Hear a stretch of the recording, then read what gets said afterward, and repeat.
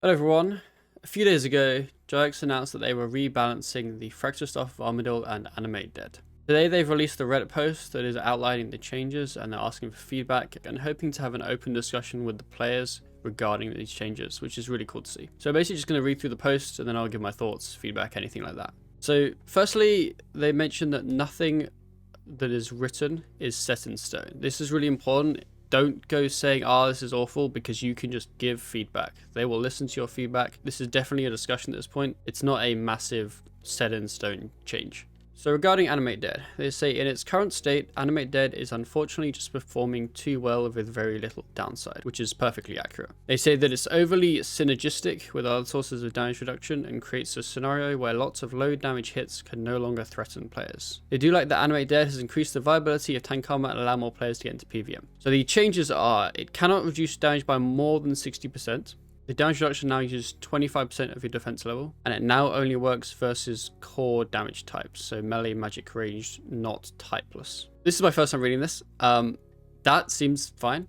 I agree with what they said. I agree that Animate Dead is no longer performing how it was probably planned on being used. I agree that there are basically no downsides to using Animate Dead. It makes a lot of things have virtually no threats. I think that Animate Dead, although it is useful, it is very nice for a lot of players, especially if they want to trade a little bit of DPS for a lot of survivability.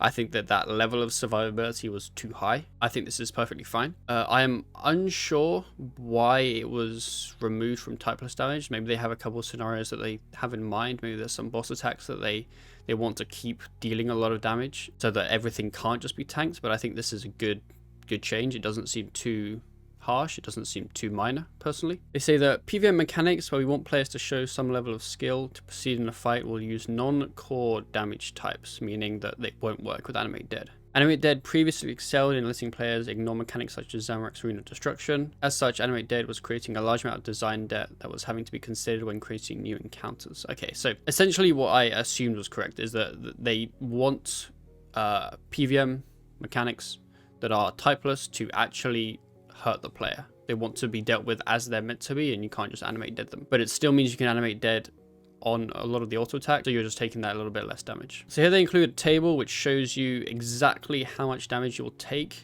and it's not just in percentage numbers, so you can get a nice visualization. So on the left is the current, on the right it's post changes. So if you take 1,000 damage with no Animate Dead with this gear, which is just Sea Singers, you'll take 850, and obviously it's going to be the same because nothing's changing. And then if you take 1,000 damage with Animate Dead, you would have taken 610, and you'll now take 637. So it's actually a really minor change. And then here it goes to show that if you have protection prayers, it'll take 185, and then if you don't, it'll be 255. So that's a little bit more of a larger difference, but I still think that's perfectly fine. Overall, this change seems fine. Honestly, I can see the numbers being decreased by a larger amount, and it's still being fine. But I think this change is perfectly fine. On to the one that I'm more interested in, which is the Fracture Star Farm move changes.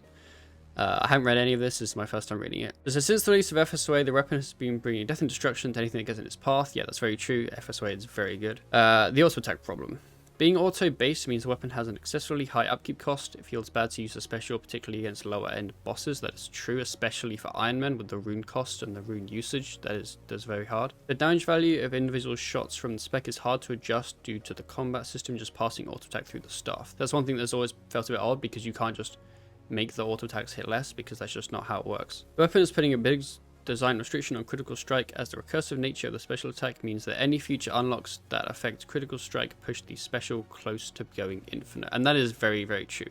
With the amount of critical strike buffs that exist now, with biting being level 20, Grimoire, Reaver's Ring, Calgarian Demon, you do end up with a very high critical chance. The damage output of the staff is hitting the limits of what we're comfortable with, and far beyond what we've previously introduced, meaning we're less able to create new rewarding upgrades for Magic players. The changes we have in mind are focused on the FSOA's special attack, which is what we all assumed. Special attack effect no longer does auto attack damage, but instead the extra hit is passed through as an ability.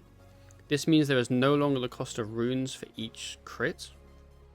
A projectile is no longer sent from the player to the target as expected for an auto attack. Okay. Special attack can no longer trigger off itself, removing the recursive nature. Special attack now deals 60 to 120% ability damage. Average 90% ability damage per fire. Okay, So let's start with the first change. That means there's no longer cost of runes for extra crit. This is a great change. Rune prices are going to go massively down.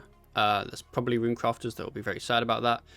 Iron Men will be very, very happy. I think most people will be very happy with this change. Arguably, I think that the price of runes being high does create an annoyance when it comes to suppliers with PVM. I think things like Grimoire are already excessively high, and I think the extra cost with runes and stuff was kind of reaching a bit too far, so I think this is good.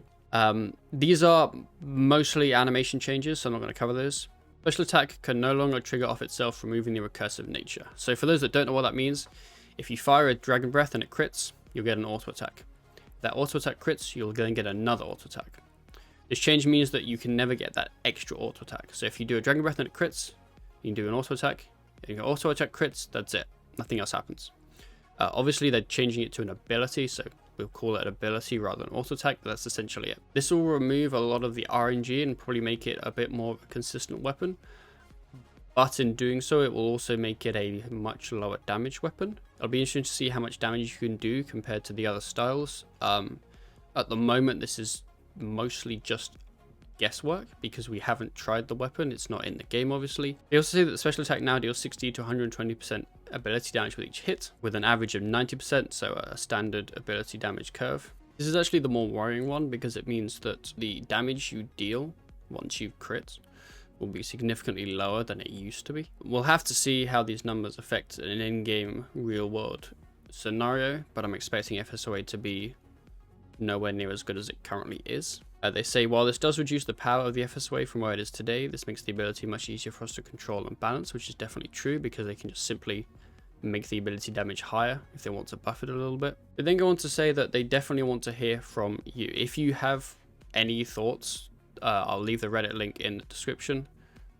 You can post any feedback you have, any thoughts you have that might be different from mine, whatever, so do that. So overall, what does this mean for the Fractured Staff Armadillo? Firstly, you have no rune cost now, which is a great one. You're definitely going to be doing less damage than you previously were, but you can also now 4-tick in your Fractured Staff of Armadillo special attack, which is something that we can never do before. We don't know how much of a damage increase this will be over not 4-ticking. Obviously, overall, it's going to be a nerf, which is what we assumed, and it might be quite major, but I don't think FSOA is dead. Definitely not dead. Sadly, every single FSOA record will now be removed. There's over 500 of those, and it's definitely frustrating to spend a lot of time on all of those records and then are irrelevant, but that's kind of the nature of speeds in a game that constantly receives updates. From a level-headed PVMer perspective, this is definitely a good change. FSOA was way too good. The amount of knowledge and practice you needed to be able to output an insane amount of damage was way too little. You could do vastly more damage than the other styles with way less effort, and that didn't feel right. But it's definitely frustrating it's taken this long. I was kind of hoping that they'd mention somewhere in the post why it took this long for the changes to happen or the changes to be discussed, but they didn't. I'm not too sure why, but I think that is the most annoying part for me and for other players, is that this weapon has been in the game for a large amount of time. We've all gotten used to the damage it deals, and we've had records and certain kill times with the amount of damage it deals, and for them to then lower it, although it does need to be lowered, it happens so late that it feels almost too late. People have been asking me if I want the FSOA to be nerfed, and I don't want the FSOA to be nerfed. It definitely should be nerfed, which is why I'm kind of mixed about this update. Just reading through some of the comments, they say it was hoping to get animated date ported to ranged and melee tank armor, and I kind of agree with this. I think that this does still leave mage in a very prominent position compared to the other two combat styles. I think animate dead being only mage is fine, as long as there is something else to replace that tankiness needed for the other styles, and there just isn't, especially for ranged. Melee obviously has True Masterwork, which arguably is not actually reducing any damage, but ranged effectively has nothing to reduce damage. There is an interesting comment here regarding blood barrage autos, and this is something that's actually quite detrimental that I didn't consider. Previously, you could use auto attacks and you could get all the benefits from this auto attack. You could use blood barrage for heals. This is commonly done at Zamorak or Solak. You could use ice barrage to stun things. This is commonly done at ED2 with the dragons. You could use Ruby Aurora to give your other teammates extra damage. You could use Insight Fear, which obviously gives you a nice little hit every 5 attacks. But what this will mean is also you won't be able to have barrage spells as your auto cast, which means that you won't be doing any AoE autos because autos would cast now, which means that you will gain less adren. For for places where those things are really useful, such as Raksha, so like anywhere you kind of place a dummy under the boss to get extra adrenaline for more damage. I do kind of wish that it was kept as an auto attack, so we could use all of the uses that come with that. But I wish that there was some way that Jagex would be able to tweak that auto attack damage to be in line with what they want. Overall, I think the animated dead changes are fine. I have no problems with them. I think that it probably should have been for all styles, but I don't think that's the end of the world. Hopefully there's something coming with Necromancy that will help out range and melee. As for the Fracture Staff of Armadyl, I'm arguably pretty sad that it's removing so many records and that it will become a lot less useful of a weapon. But I also think that it probably is the right thing to do, and I think that the nerf seems reasonable. I think that losing auto attack uses is quite a big one. I think that being able to 4-tick is quite a nice thing. I think that no rune cost is also a nice thing.